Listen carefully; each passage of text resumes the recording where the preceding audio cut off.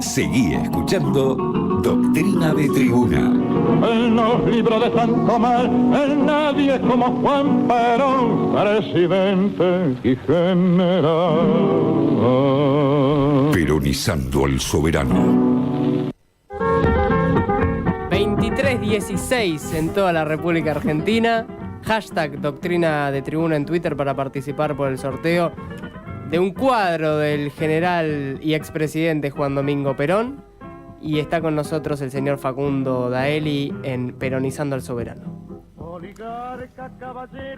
El más eminente y talentoso de los ministros del primer gobierno del general Juan Domingo Perón. Hay una opinión unánime, tanto en los peronistas como antiperonistas contemporáneos, en que era el doctor Juan Atilio Bramuglia. ¿Lo tiene el doctor Juan Atilio Bramuglia? Juan Atilio Bramuglia, un señor nacido el 1 de enero de 1903 en la ciudad de Chascomús.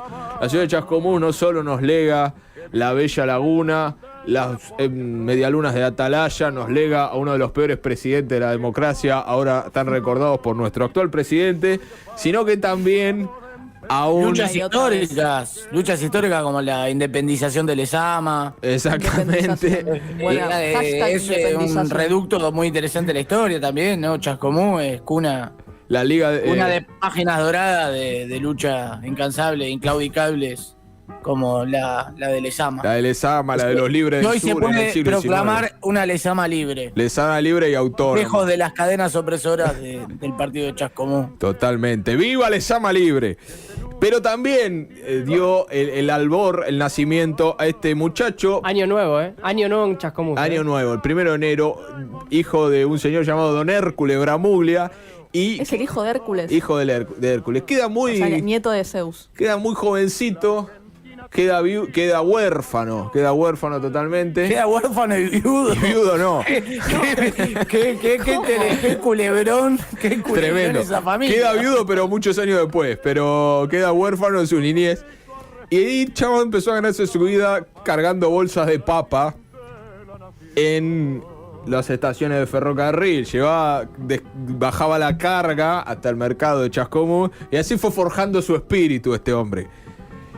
Y empezó a tener una militancia activa en el sindicato de la Unión Ferroviaria, que era el sindicato más importante de aquellos años, y una militancia en el Partido Socialista. ¿Se acuerda del Partido Socialista? ¿Se acuerda de los socialistas? ¿Se acuerda de lo que era eso? ¿Se acuerda de eso? Bueno, eso en esa época tenía algún tipo de importancia o de valor. Y así fue desarrollando su vida, su existencia y demostrando una gran inteligencia muy superior al promedio. Muy jovencito, a sus 22 años, se recibe de abogado y se empieza a especializar, discúlpenme, en lo que es el derecho laboral. Gracias a los compañeros de Pfizer, ¿no? Gracias Pfizer por este estornudo. Forjó su espíritu bajando bolsa de papa en una cosa dualdista extraordinaria. Hermosa, digamos. Extraordinario, porque ahora después este hombre fue uno de los argentinos más importantes del mundo en alguna época, ahora se va a enterar. Este muchacho empieza a especializarse en el derecho laboral, se hace el abogado, el asesor letrado de la Unión Ferroviaria, empieza a escribir un montón de artículos académicos donde recomienda ampliar y diversificar los roles del gremio a tareas culturales y empieza a... Escribe ¿cómo se dice? Un eslogan de la Unión Ferroviaria que dice: aquí se aprende a gestar la grandeza de la patria. La Unión Ferroviaria que hasta día de hoy continúa. Y usted sabe que el 4 de junio del 43 está el golpe, la revolución del 43, el advenimiento del gobierno del Grupo de Obra y de Unificación.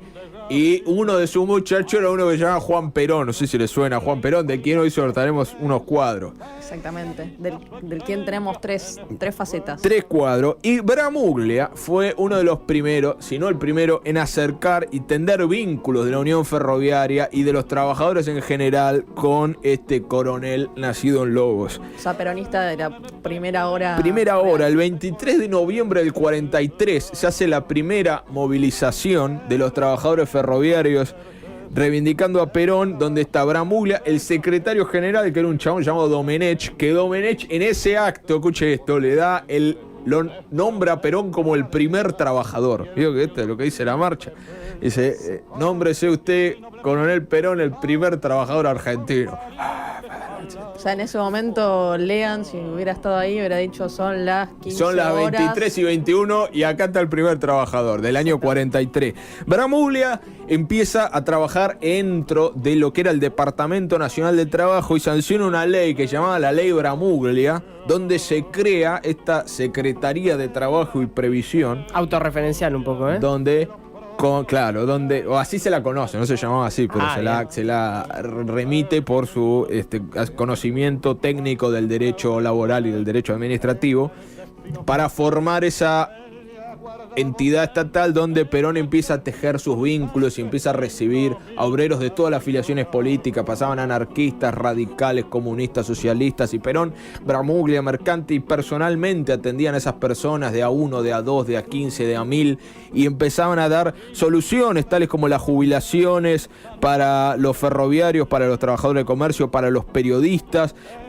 Bramuglia es uno de los redactores del Estatuto del Peón, que consigue 2 millones de nuevos jubilados dentro de los peones rurales, y una obra social maravillosa, harto conocida, donde este hombre fue uno de los hombres más cercanos a Perón desarrollando ese trabajo. Notable porque es poco recordado, ¿no? O sea, la verdad es que no... Muy poco recordado. Muy poco recordado. Pero escuche más. Pero jamás olvidado. Jamás olvidado. En diciembre del 44 es nombrado interventor federal de la provincia de Buenos Aires. El primer gobernador peronista de la provincia de Buenos Aires no fue Scioli, no fue Kicillof, fue Bramuglia.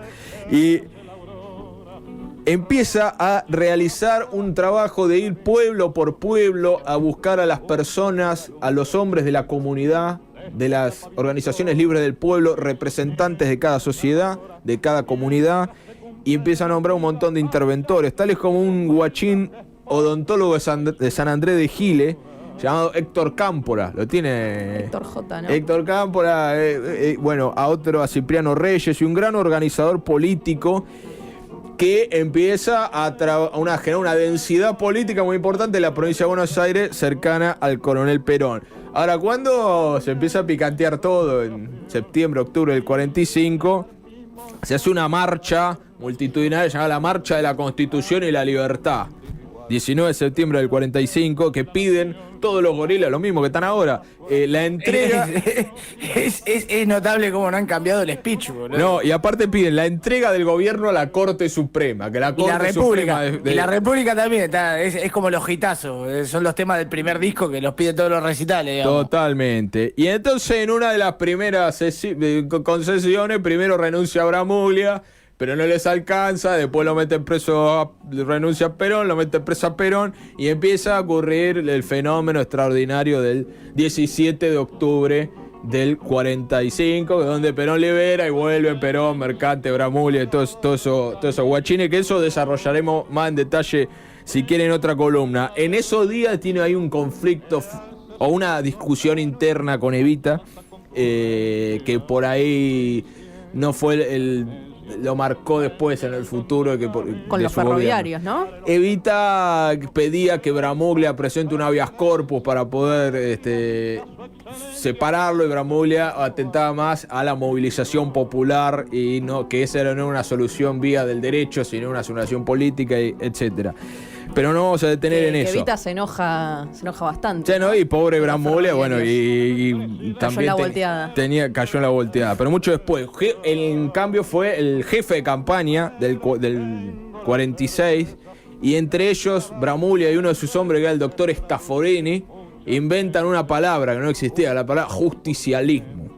Dice, ¿cómo nos vamos a llamar nuestro movimiento? Dice, bueno, Partido Socialista, no, socialista no, porque los socialistas que en nuestra historia son todos malos. Bueno, Movimiento Social o Socialista, ¿no? Y acá dice, no, si nosotros queremos la justicia social, y socialista no nos podemos llamar, porque mejor no nos llamamos justicialistas. Y en esa campaña, imponiendo la palabra del justicialismo, la consigna Brade, no Perón, asume, gana las elecciones en febrero del 46. Bramuglia se le hace un homenaje el 7 de mayo como padre espiritual del movimiento obrero argentino, y asume un cargo que es el de canciller, y fue canciller de Perón durante varios años durante su primera presidencia. Y voy a recordar algunos hechos fundamentales. Bramuglia fue el... Escuche esto, se crea la Organización de las Naciones Unidas, la ONU. Bien.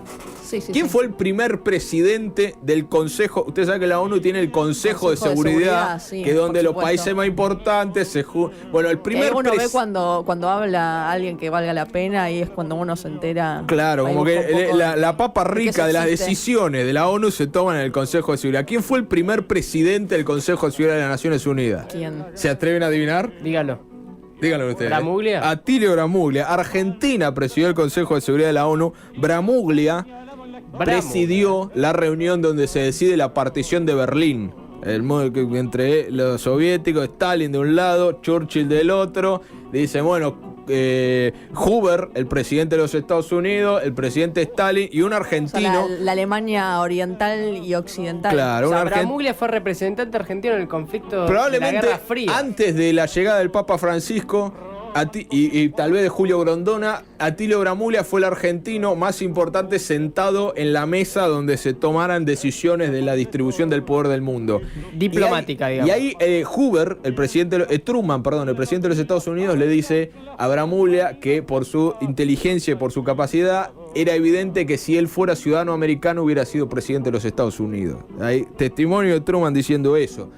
Y empieza a ganar una popularidad muy importante el doctor Atilio Bramuglia. Y otro hecho fundamental, la primera reunión de la OEA, de la Organización de los Estados Americanos, en el año 48, que se hace en la ciudad de Bogotá, Colombia. Colombia. Y estando ahí Bramuglia, asesinan al líder Jorge Eliezer Gaitán, que era un líder popular colombiano, donde empieza a ocurrir el Bogotazo, que ahí es el surgimiento de la guerrilla colombiana, el inicio de todo el conflicto que todavía continúa en Colombia. Ahí estaba Bramuglia, estaba su senador que era Diego Luis Molinari, y había un joven agitador peronista. ¿De qué año estamos hablando más Año o menos? 48. Había Bien. un agitador peronista que le salva la vida, Bramuglia Perón, porque viaja en un auto diplomático del gobierno argentino. Viaja este muchacho protegido, entre otros muchachos más,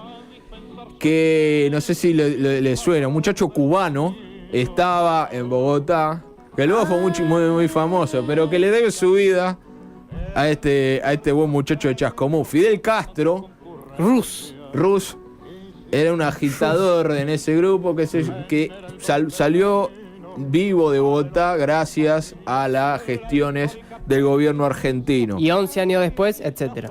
Claro. Bramuglia desarrolló todas estas obras y es muy importante, a veces los argentinos, pero los peronistas en particular, no somos lo suficientemente homenaje, no me sale la palabra. Sí, reconocido. No tenemos la suficiente gratitud con algunos de nuestros hombres y mujeres que forjaron unas historias tan importantes y cuya obra al día de hoy todavía recordamos. Bramuglia tenía un problema de base, me parece, al momento de competir en términos de liderazgo, ¿no? Con Perón, que es el apellido. Claro. ¿Cómo armas un movimiento que banque a No rima ¿cómo con haces? nada Bramuglia. No, es Ni con impronunciable. corazón. No rima con nada Bramuglia. Luego tuvo algunas diferencias con Perón, renuncia hacia el año 50 e intentó, él murió en el año 62, intentó en sus últimos años armar una experiencia política similar al peronismo y fue muy opositor a lo que luego se terminó armando, que fue el pacto Perón-Cook. John William. Perón-Frondizi, y el pacto Cook-Frigerio, ¿sí? Y que terminan arreglando votar los peronistas a Arturo Frondizi. Bramuglia intentó ser candidato a él, bueno, luego murió algunos años después. Pero en todo nuestro reconocimiento a este y a tantos otros que iremos recordando programa a programa, hombres y mujeres que han forjado esta gloriosa causa, a la que le canta aquí don Hugo del Carril en forma de payada. En noble evolución, el pueblo de la nación vive su trance de gloria.